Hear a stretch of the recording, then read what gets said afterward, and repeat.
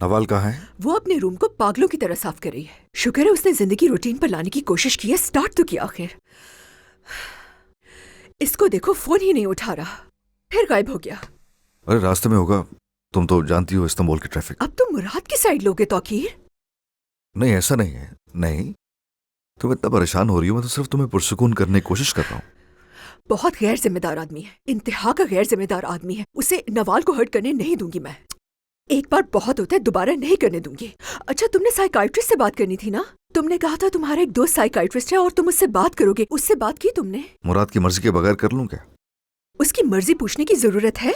अपनी बेटी को वक्त नहीं दे रहा, वो देख रहे हो ना सब। तुम कहाँ जा रही हो? मैं अम्मी को देखती हूँ वो क्या कर रही है।